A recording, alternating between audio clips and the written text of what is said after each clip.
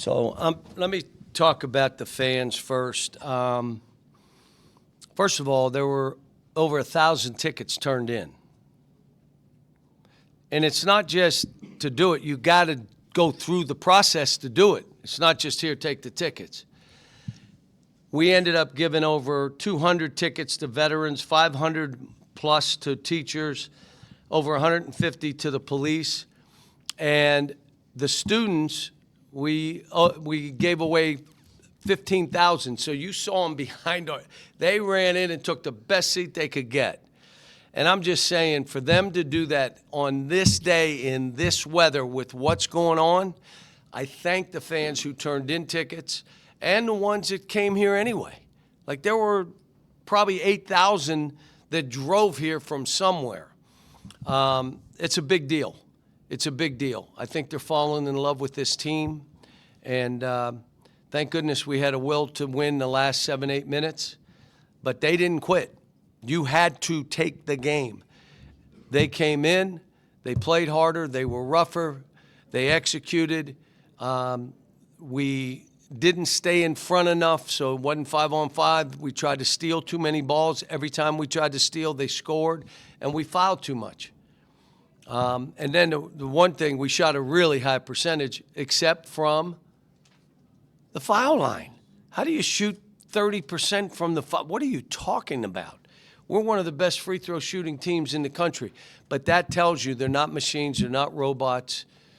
They have minds. At times they could be fragile. So, but it was a good win for us. Just immediate reactions to Darius's performance tonight. What's it like coaching that from the sideline? You calling plays? Are you letting him go? What do you think of his? What we did was we said we're putting it in his hands and trying to space the court a little bit, give him room to go do something. But we had to stop running people at the ball. If you watch the game, why? What did they start doing? Yeah. They were trapping. So now you had to keep the court spaced, all right, so that he could go. But his performance, I'm looking at it like, look, let's just put it in his hands. And he was terrific. And he's such a good passer. If they do different things, he can get it. And then, like the last play where it was him, and I told TB, throw the dagger. It's coming to you. Because you knew they were going to go at Darius, and they did, and he throws it back to the kid, and he makes it. And the execution down the stretch was, we did some good stuff. You talked last time we spoke to you about not wanting this team to be arrogant after a win and a slow start, but how important was it to punch back, have the fight that y'all had in the second half tonight? They're learning about themselves. They're learning. I told them at halftime, you're going to learn something. You're going to give up. I don't care how you played in the first half. All I want to know is how you're going to play now in the second half. Can you get yourself going, or are you going to talk to yourself, I can't go, it's not my day, and I'm sad, my body language stinks, and I'm that, and I'm going to. Well, the good news about playing 8 guys, I'm just looking for 5. Hang your head over here, that's fine. But we're playing the 5 that are going to fight like heck. But you're going to play team. Like today, as we were walking down the hall, they told me that, you know, this team lost, that team lost. A lot of people lost today, games, because this league is that way. There are no gimmies. And you go on the road, games are hard. Like the next game we have, Oklahoma on the road, hard game. Really hard game. You guys lost the rebounding battle 36-28. They had a lot of second chance points. Just what were they doing just to They outworked us. Well, there are 2 things that happened. They outworked us, but they got in the lane so easily that their bigs could run up our backs. And that's how they did starting the game. But the other part of it was it's you and him, and you're fighting, and he outfights you. What do you want me to do? I can only say so much to the official. You're going to have to fight. So they had 14 points at half on second shots. And then the second half, you know, but I will say this, the ones that we needed to rebound at the end, we rebounded. That's a will to win. I mean, I know LSU's not at the top of the standings, but just to be able to grit out. Well, let me say this. Their guard came back for the first time he played. They only had 1 loss to Texas Tech with him playing. So now they're a different team. And we knew they'd be different. I didn't know he'd have that kind of impact on the game. So you'll watch them now and you'll say, what happened? Well, the kid was out. He was out a month. And they were like 12-1. And so now he's back. I think, again, they played him 30-some minutes. I think you'll see a little different team. Yeah, Malik Thomas had a really important offensive rebound at 2 minutes to go. I guess, what was your assessment of two freshmen, Darius and Malik? Big plays. But here's the other thing he did. When in the first half we were dying, what did he do? Made baskets and kept the game. We were only down 4 at half. I thought we were down 12. But he made baskets to make the game where it was manageable. You're down 12-13. You make a run, they make a run, you make a run, they make a big run, you make a run, you can't beat them. You gave them too much of a head start. So that's why when you're not playing well, or you're not, and again, we shot a big-time percentage in the second half from the 2 and 3. We just didn't make any free throws. What do you think it is about Darius that he's just able to turn a switch for maybe a quieter half to then just exploding? He's got an edge to him, and I just keep working on his body language because he doesn't understand. He gets mad at himself, and he kind of, well, you're affecting these other guys. They're looking to you, and you got to be the one talking, and you're fine, and then do your thing, and then how about this? Defensively, do what you're doing on offense. How about going and getting a couple rebounds so we can finish the game off like Malik Thomas did? But I love coaching this team.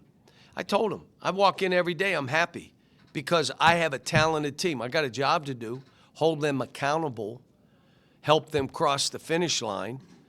But I'm trying to do everything I can. I keep saying, be a star in your role. Like you watched Carter, who was sick. He and Nick were both sick. But Carter, how's he rebounding now? Right? All of a sudden, he's a different player. Be a star in your role. Go rebound that ball where no one else can jump 41 inches like you. Go. Drive the ball, car crash. Go. And then every once in a while, shoot a 3. But not if you're crowded. Drive it because it can't guard you. How about Billy? Is he a star in his role? How about TB? I want them. They're all different. Be a star in your role. And that means you got to come ready to play in a great mindset, in a great mood stated way. 12 points in the paint in the first half, 24 in the second half. What were you telling your guys at halftime, and what led them to finding more success around the rim in the second half? We didn't settle, and a lot of it was not posting the ball. It was driving the ball. And, we weren't setting great screens in the first half. Guys, I call it the slip out because I really don't want to hit somebody. I would slip out. And now we couldn't really get downhill. They, on the other hand, were holding screens. And I'm not saying foul. They just hit you and held, so you were fighting to get over it. We started doing the same in the second half, and I think it helped us. And you've coached a lot of amazing guards. What does Darius Acuff do that kind of makes him stand out compared to the other guys you've coached? Well, because the guys I coached, I'm not – he's better than – no. I mean, there's some MVPs and stuff, the NBA, 2 of them. Bunch of rookies of the year, defensive players of the year. He's a beast kid. I call him a beast. You're a beast a guy. Really skilled and is wired and driven to get better, and it means something to him. Those are things I can't. When you don't care about it or you're delusional about what you're going to be able to do, it's no fun coaching. And I've had meetings where I say to guys, do I want this more than you want it for yourself? Because if I do, tell me so I'm not getting crazy. Because when you get crazy as a coach, you're crazy to all the rest of your players. You're so mad at this guy because he won't bring it, he won't go take it. You end up getting mad at other guys, and it's not fair to them.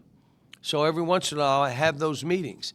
You don't have to do that with him. The only thing I said to him the other day, body language, energy at times. You kind of looks like you're going, you jog, you don't go after a ball, and I'm losing my mind. And I said, do you understand I know how good you are? I know. But I want you to be the best player in the country. Not just a good player. And until you clean this stuff up, you're not going to be. But anybody watching this game doesn't say, well, he's one of those guys. Now, I don't know what to tell you. I mean, he's legitimately good, and he plays on a team that really respects him, and he respects everybody. Thanks.